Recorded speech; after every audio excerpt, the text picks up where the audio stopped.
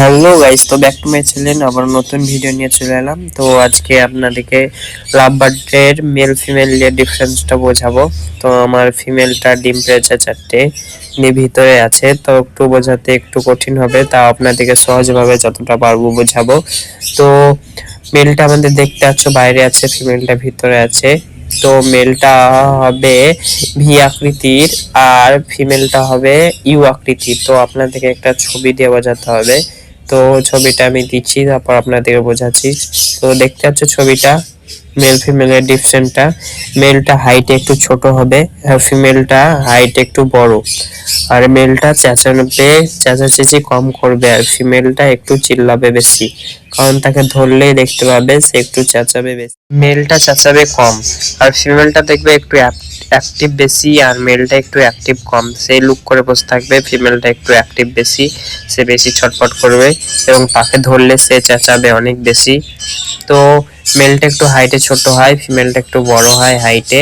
আর মেলটা পা এক জায়গায় করে বসে আর ফিমেলটা দেখবে একটু পাটা দূরে দূরে করে বসে।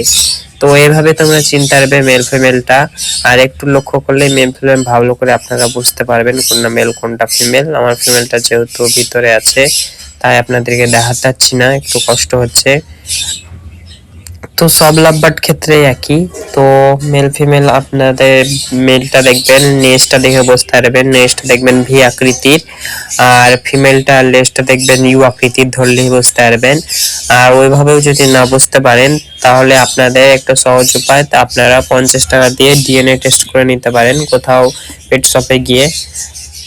আর যদি আপনারা ভাবেন আমরা না বাড়িতে করব, তো আপনারা একটি পাখিটাকে ধরবেন, পাখিটাকে ধরে তাদের পিছনে হাত দিবেন এবং হাত দিয়ে দেখতে পারবেন যেখানে একটু খাদ্য বা গ্যাপ পাবেন একটু বেশি, সেখানে দেখবেন সেটা ফিমেল। আর যেটার গ্যাপ কম থাকবে, দুটি হাড় একসাথে জোড়া থাকবে এবং গ্যাপটা একটু কম, সেটা হচ্ছে মেল।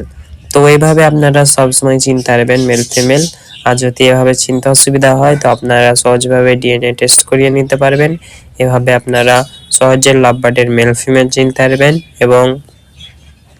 এবং দোকানদার আপনাদেরকে ঠকাতে পারবে না। এবং কোনো জায়গায় পাখি কিনতে পারলে তোমরা এইভাবেই চেক করে নিতে পারবে। পাখি কোথাও হাটে নিলে বেশিরভাগ মানুষকে ঠগায় এটা মেল ফিমেল বলে, যে বাড়িতে এসে ব্রিডিং করে না তারা, দুটোই মেল হয়তো দুটোই ফিমেল থাকে এবং ডিম পারলেও তারা ডিম থেকে কোনো বাচ্চা পাওয়া যায় না, কারণ দুটো ফিমেল থাকলেও তারা ডিম দেয়।